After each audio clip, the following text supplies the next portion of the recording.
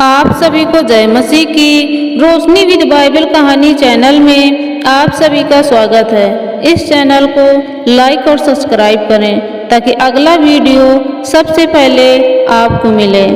प्रियो, बाइबल में हम देखते हैं लहू बहने वाली स्त्री की चंगाई, जिसमें जानने की कोशिश करेंगे पवित्र बाइबल के अनुसार किन किन वजह से हम परमेश्वर से दूर हटते हैं। बल्कि आज हम दो विषयों पर चर्चा करेंगे, क्योंकि ये दोनों विषय मेरे विचार में बहुत महत्वपूर्ण हैं। आप इस लेख के अंत तक बने रहें। विश्वास करें, आपके सवालों का जवाब इसमें अवश्य मिलेगा।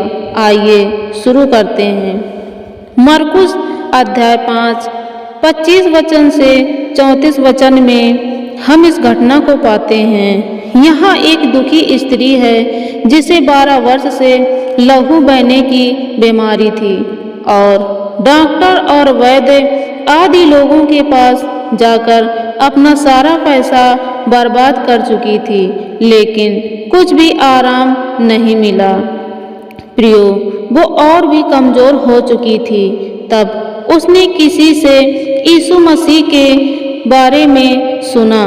प्रियो, इसलिए एक यीशु मसीह के विश्वासी व्यक्ति को यीशु मसीह की चर्चा अवश्य करना चाहिए। यदि ये स्त्री इस चर्चा को न सुना होता तो निर्णय भी नहीं ले पाती। ये सुनकर उसके मन में विश्वास जागा। प्रियो, क्योंकि विश्वास सुनने ही से होता है, और उस स्त्री ने निर्णय लिया, मैं भी यीशु मसीह के पास जाकर उसके वस्त्र को छू लूं तो चंगी हो जाऊंगी। प्रियो, और वो उस अवसर का इंतजार करने लगी, कब यीशु के पास जाने का मौका मिलेगा और मैं जाकर उसके वस्त्रों के छोर को छू लूंगी। ऐसा वो लगातार कहा करती थी कि यदि मैं उसके वस्त्र को छू लूं तो चंगी हो जाऊंगी। एक दिन वो अवसर आ गया, प्रियो, और यीशु अपने शिष्यों और बड़ी भीड़ के साथ उसके नगर से होकर जा रहे थे, और उस स्त्री ने इस अवसर को हाथ से जाने नहीं दिया। उसने पूरी कोशिश की और किसी भी व्यक्ति की परवाह नहीं की कि लोग क्या कहेंगे, और उसने जाकर यीशु के वस्त्रों के छोर को छू लिया। प्रियो, और उसी घड़ी वह उस बीमारी से ठीक हो गई। यीशु ने भी जान लिया कि किसी ने मुझे छुआ है, और वह ठीक भी हो गया है। प्रियो, जब यीशु ने पूछा किसने मुझे छुआ, तो चेलों ने कहा, प्रभु, लोग इतने हैं और तुझ पर गिरे पड़ते हैं, और आप कह रहे हैं कि किसने मुझे छुआ। प्रभु चाह रहे थे कि स्त्री स्वयं आकर कहे कि किस रीति से वह चंगी हुई है और कैसे चंगाई पाई। प्रियो, ताकि और भी लोगों का विश्वास जागे और वो स्त्री भी विश्वास में पक्की हो सके। इस घटना से हम 4 बातें सीखेंगे।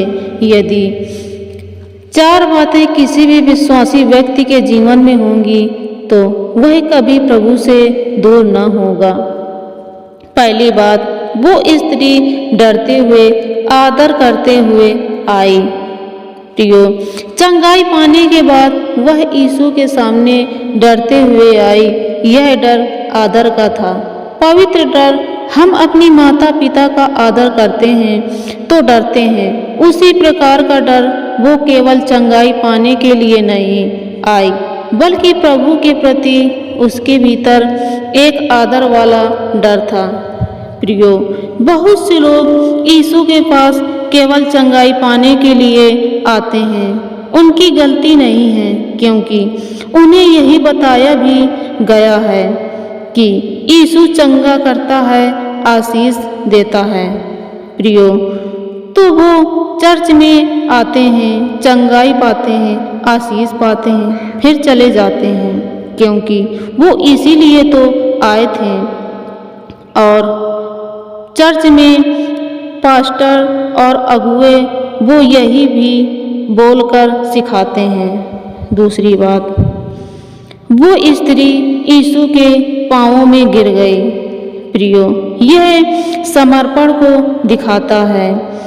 बहुत से लोगों के अंदर कलीसिया में आते समय समर्पण नहीं होता, बल्कि वे हक जताते हैं, इसलिए कुछ दिनों के बाद कहते हैं, पास्टर जी ऐसा क्यों नहीं हो सकता, वैसा क्यों नहीं हो रहा, हम बहुत दिनों से चर्च आ रहे हैं, कब होगा और ये काम कब ना होगा और कब चंगाई मिलेगी।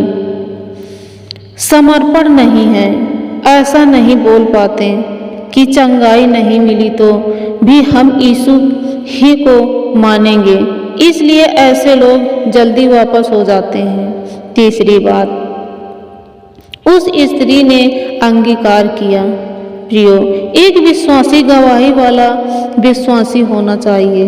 बहुत बार लोग इस बात से डरते हैं, यदि मेरे दोस्तों को या मेरे रिश्तेदारों को पता चल गया कि मैं यीशु को मानता हूँ तो बवाल मच जाएगा।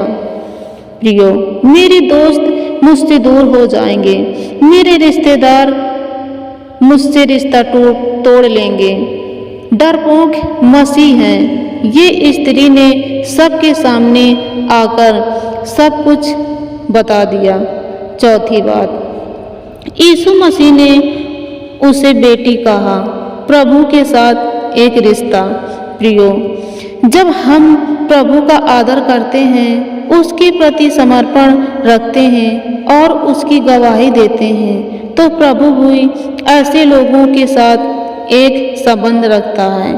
यदि किसी व्यक्ति का संबंध यीशु के साथ नहीं हुआ है तो वह अभी तक बाहरी ही है, मेहमान है, वो कभी भी आएगा और जाएगा, लेकिन परिवार का व्यक्ति तो घर में ही रहेगा। इसका मतलब यह है कि जो लोग विश्वासी होते हैं, जो दिल से प्रभु को मानते हैं, वो प्रभु से प्रार्थना करते हैं और चंगाई मिलती है, उनके जीवन में आशीष होता है। जो प्रभु को बाहरी मन से मांगते हैं और सांसारिक अभिलाषाओं में पड़े रहते हैं, तो वो प्रार्थना करते हैं लेकिन उनकी प्रार्थना नहीं सुनी जाती। आज इस लेख में हो सकता है कुछ स्पष्ट और कड़वा लगे, लेकिन प्रभु चाहता है कि हम केवल मीठे मीठे आशीषों की ही बातों को ना सीखें, बल्कि इस आशीषों के सोते के साथ घनिष्ठ संबंध बनाएं। आप सभी को प्रभु आशीष करे। अगर ये कहानी अच्छी लगी हो तो कमेंट में ज़रूर भेजें।